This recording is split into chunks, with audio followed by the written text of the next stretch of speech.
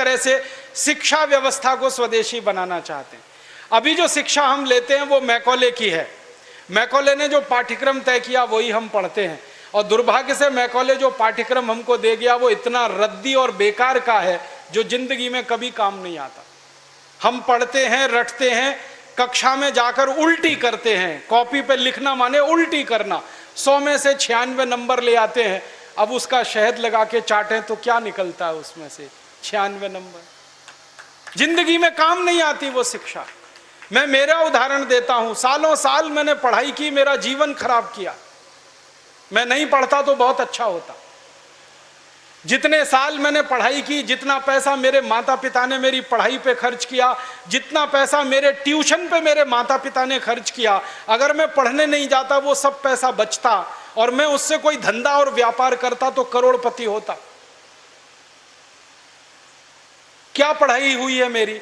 मैंने बचपन में पढ़ा x + y whole square is equal to x square plus 2xy plus y square, x minus y whole square is equal to x square minus 2xy plus y square. अब मेरे समझ में नहीं आता कि करूं क्या इसका मैं मेरी जिंदगी में।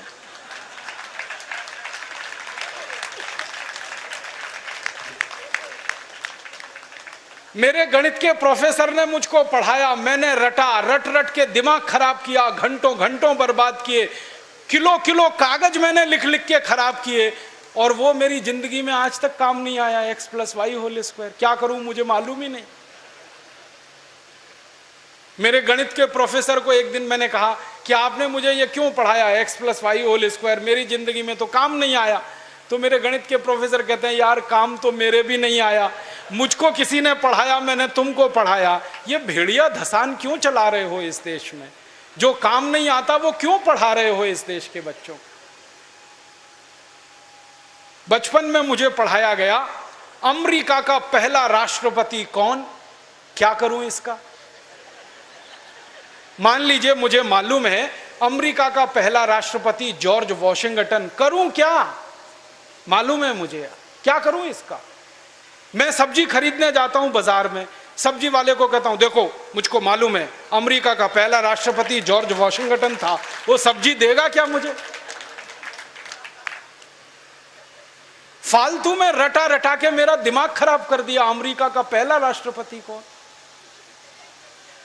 और मुझे इतना दुख होता है, तकलीफ होती है कि कोई मुझे ये पूछना शुरू करे कि तुम्हारे परिवार का पहला राष्ट्रपति कौन? मुझे नहीं मालूम।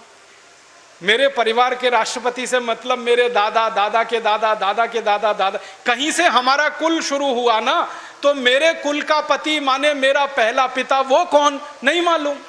और अमेरिका का पहला राष्ट्रपति मालूम है।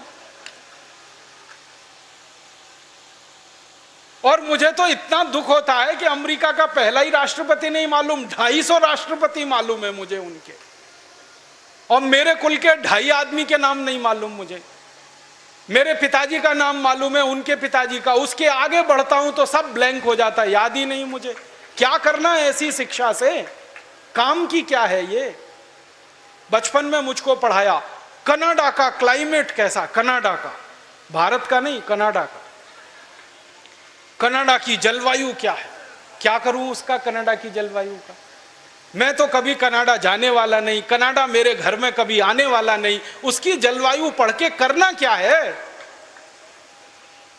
मैं शिवपुरी में रहता हूं, मैं भोपाल में, ग्वालियर में रहता हूं, मुझे शिवपुरी की जलवायु मालूम है तो कुछ काम आने वाली है, कनाडा की जलवायु क्या काम आने वाली है?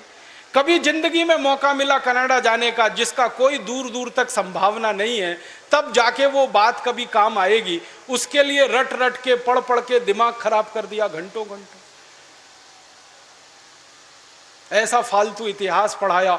अकबर बड़ा महान था, होगा, मैं क्या करूं? अकबर महान था, ठीक है, मैं क्या करूं उसका? मेरी जिंदगी में उससे क्या फायदा होने वाला है अकबर की महानता से? मतलब मैं कहना यह चाहता हूं कि जो ज्ञान हम ले रहे हैं हमारी शिक्षा में, वो जिंदगी में कभी काम नहीं आता।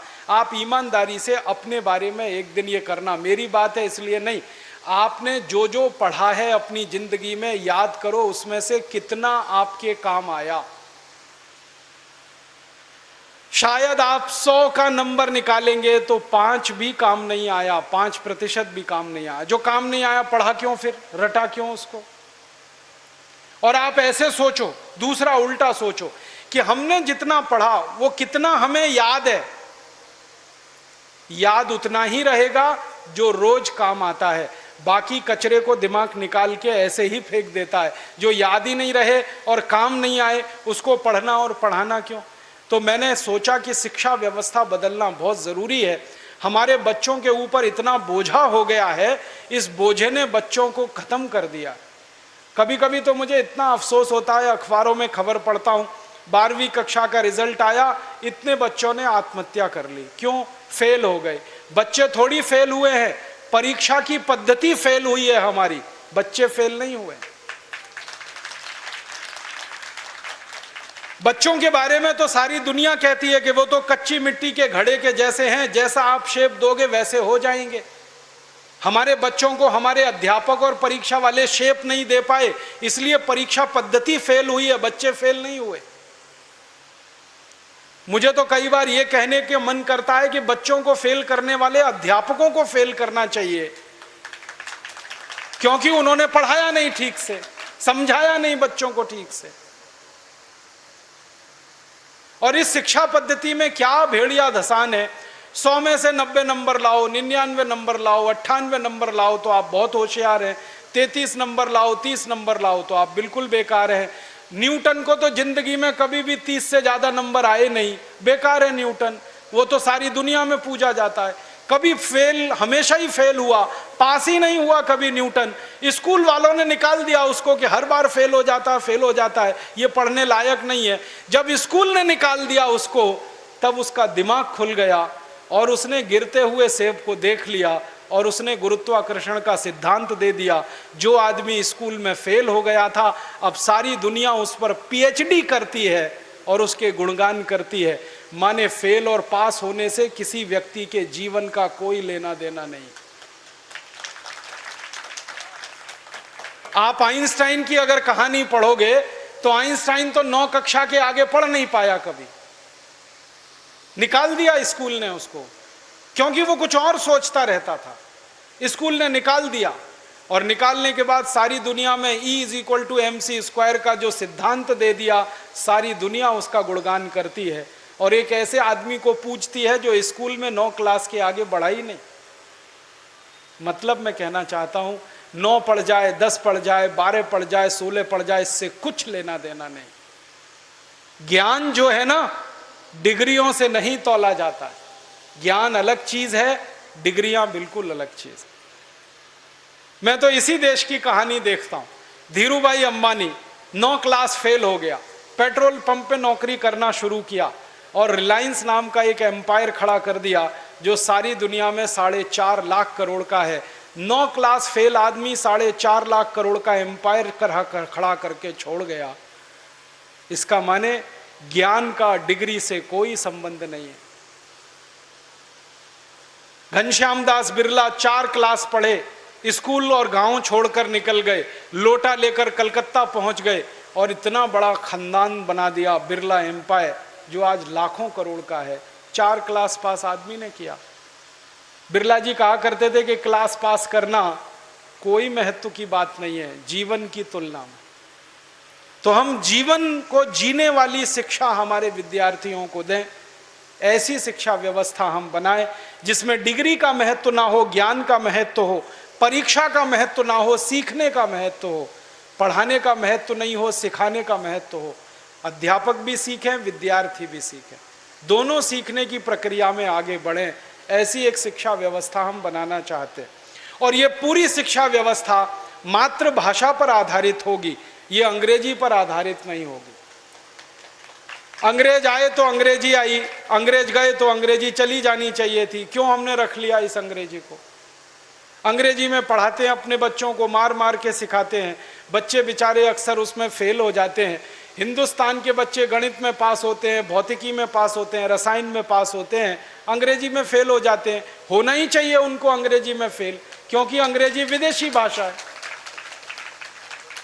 मुझे आप एक अंग्रेज बताइए और दिखाइए जो हिंदी में पास हो जाए। तो मैं अंग्रेजी में पास होकर दिखा सकता हूं। जब कोई अंग्रेज हिंदी में पास नहीं हो सकता तो हम भारत के विद्यार्थियों से क्यों अपेक्षा कर रहे हैं कि वो अंग्रेजी में पास हो? और अंग्रेजी भाषा नहीं है पास होने लायक, ये तो भाषा ही रद्दी है। इस भाषा का इतिहास जब मैंने पढ़ा, 5वीं शताब्दी में तो ये भाषा आई, माने मुश्किल से 1500 साल पुरानी है। हमारी भाषा तो करोड़ों साल पुरानी है, संस्कृत, हिंदी, मराठी, तमिल, तेलुगु, कन्नड़, मलयालम, ये तो 1500 साल पुरानी है। और दुनिया की सबसे रद्दी भाषा है अंग्रेजी, जिसकी कोई अपनी व्याकरण नहीं है जो शुद्ध हो और ठीक हो। आपको एक उदाहरण देता हूं। अंग्रेजी में एक शब्द है PUT, पुट, BUT, तो PUT पट होना चाहिए। CUT कट, BUT बट, तो PUT पट। अगर PUT पुट तो CUT कुट, BUT बुट, यही होना चाहिए ना। क्या मूर्ख लोगों की भाषा है, ग्रामर ही नहीं है। और परम मूर्खता की भाषा ये अंग्रेजी। एक शब्द है अंग्रेजी में, उसमें कहते हैं केमिस्ट्री, CHEMISTRY, केमिस्ट्री। तो यहां पे CH जो है ना का हो गया, ठीक है। तो केमिस्ट्री में CH का हो गया, तो चोपड़ा में कोपड़ा होना चाहिए। CHOPARA है ना, उसको चोपड़ा क्यों कहते हैं, कोपड़ा कहो। और CHOPARA को चोपड़ा कह रहे हो तो CHEMISTRY को चेमिस्ट्री कहो। फिर एक जगह CH का है, एक जगह CH चा है, कुछ समझ में ही नहीं आता क्या इनका हिसाब किताब है। मूर्खों की भाषा है ये अंग्रेजी। और इस भाषा की कितनी बड़ी कमजोरी है। अंग्रेजी में एक शब्द है SUN, माने सन, माने सूरज। अब किसी भी अंग्रेज माई के लाल को मेरी चुनौती है कि इसका दूसरा शब्द अंग्रेजी में से निकाल के लाए। SUN का पर्यायवाची है ही नहीं, लाएंगे कहां से? पूरी अंग्रेजी में सन का पर्यायवाची नहीं है, माने दूसरा शब्द नहीं है जो सूर्य को बता सके। अब हम संस्कृत की बात करें, सूर्य एक शब्द है, दिनकर, दिवाकर, रवि, भास्कर, मार्तंड, 84 शब्द हैं हमारे पास संस्कृत में। अंग्रेजी में एक ही है। एक शब्द है अंग्रेजी में मून, एक ही है, चंद्रमा। और हम संस्कृत में 56 शब्द हैं चंद्रमा के लिए।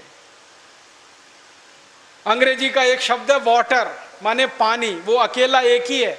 वो नदी का पानी हो या नाले का, कुएं का हो या तालाब का, सब पानी वाटर है। और यहां भारत में हर पानी के लिए अलग शब्द है। बारिश का पानी अलग, समुद्र का पानी अलग, नदी का पानी अलग, तालाब का अलग, सरोवर का अलग, नाले का पानी अलग, कीचड़ का पानी अलग, सब पानी के लिए अलग अलग शब्द है। अंग्रेजी में एक ही है, वाटर। बहुत गरीब भाषा है अंग्रेजी, शब्द ही नहीं है उनके पास। कितने गरीब हैं, चाचा भी अंकल, मामा भी अंकल, मौसा भी अंकल, फूफा भी अंकल, फूफा का फूफा भी अंकल, मौसा का मौसा भी अंकल, कोई शब्द ही नहीं है अंकल के अलावा।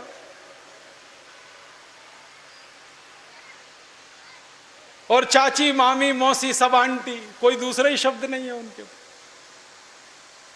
हम तो मूर्ख लोग इस अंग्रेजी में फंस गए। अकल नहीं हमारी तो मारी गई है। हमारे देश में जो अंग्रेजी पढ़ गए ना, अकल उन्हीं की मारी गई है। जो नहीं पढ़े वो बहुत होशियार। पता है, मैं कुछ लोगों के घरों में जाता हूं। मैंने जिंदगी में एक नियम बनाया, वो नियम यह है कि होटल में खाना नहीं खाऊंगा, होटल में ठहरूंगा नहीं। तो झक मार के मुझे घरों में ही ठहराना पड़ता है, खाना खिलाना पड़ता है, क्योंकि मैं खाता नहीं, होटल में ठहरता नहीं। तो हर बार नए नए घरों में जाता हूँ खाना खाने, रहने के लिए। तो अंग्रेजी पढ़े लिखे लोगों के घर में भी जाता हूँ, तो वो कैसे मूर्ख दिखाई देते हैं मुझे उसका उदाहरण बताता हूँ।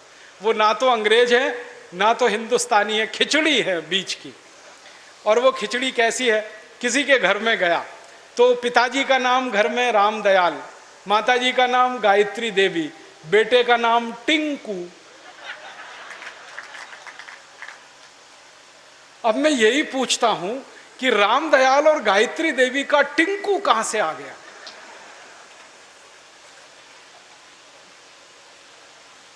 फिर मैं उनको पूछता हूं आपको मालूम है टिंकू का अर्थ क्या है? उनको नहीं मालूम। नाम रख लिया बच्चे का टिंकू, अर्थ नहीं मालूम। ऐसे मूर्ख लोग, अर्थ मालूम नहीं, नाम रख लिया टिंकू टिंकू टिंकू। फिर डिक्शनरी खोल के दिखाता हूं उनको। अंग्रेजों की सबसे पुरानी डिक्शनरी है वेबस्टर डिक्शनरी। उसमें टिंकू का अर्थ है आवारा लड़का।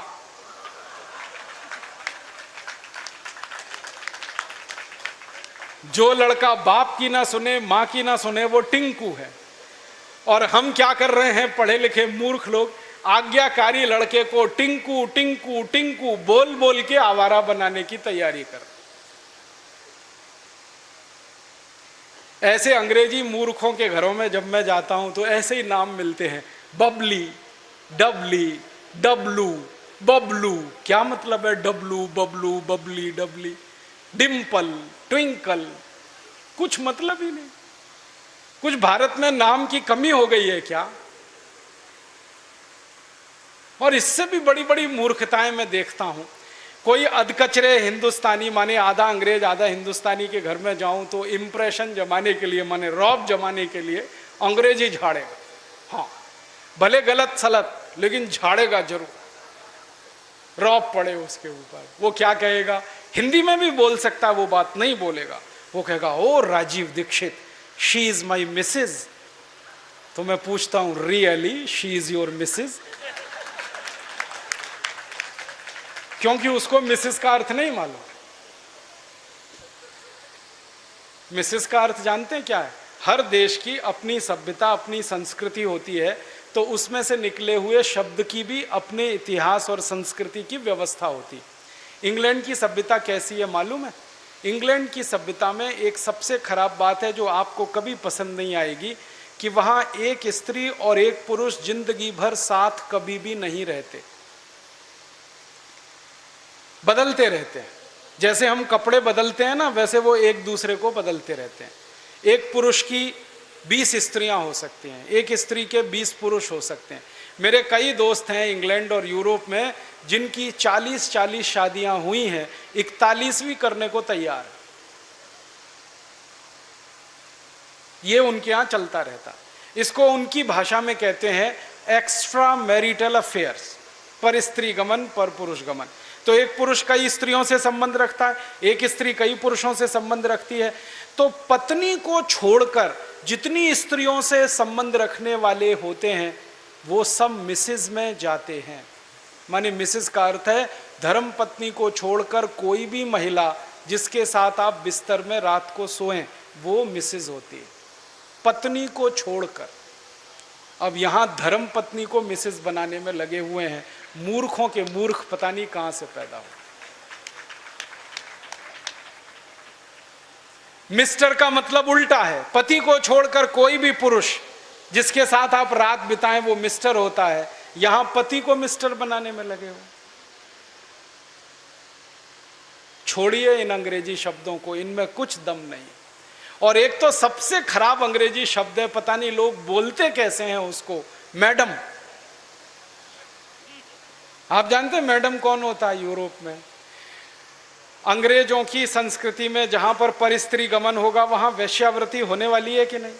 परस्त्री गमन, पर पुरुष गमन, वैश्यावृत्ति चरम पर होगी। तो वैश्याएं जो अपने कोठों को चलाती हैं, अपने वैश्यावृत्ति के काम में लगी हुई वैश्याओं की जो प्रमुख वैश्या होती है उसको मैडम कहते हैं।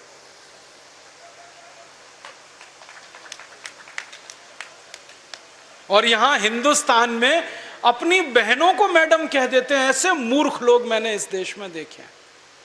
अपनी धर्मपत्नी को मैडम कहने में शर्म नहीं आती, ओ मैडम इधर आओ।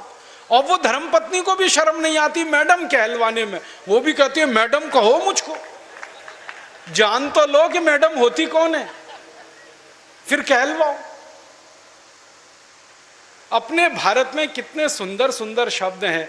श्रीमती, श्री माने लक्ष्मी, मति माने बुद्धि, बुद्धि माने सरस्वती लक्ष्मी।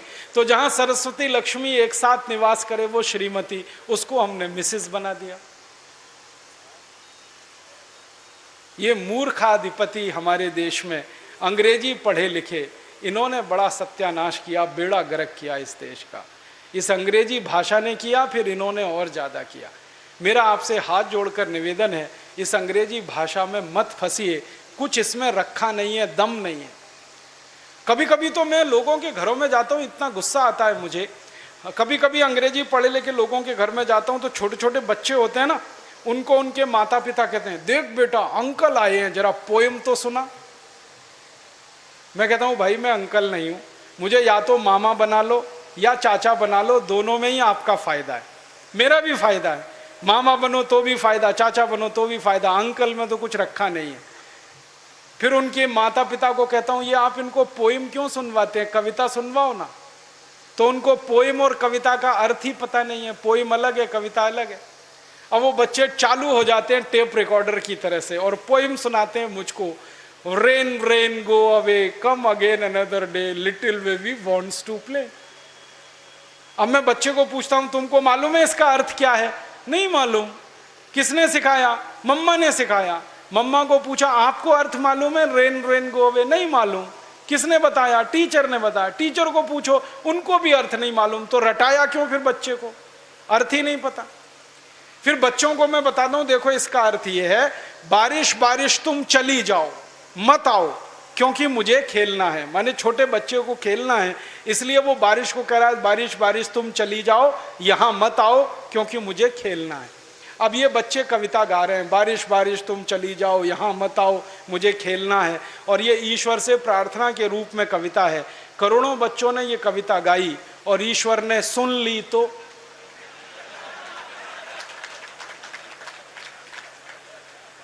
बारिश को वापस बुला लिया। तो क्या होने वाला है? बारिश नहीं होगी। बारिश नहीं होगी तो सूखा पड़ेगा।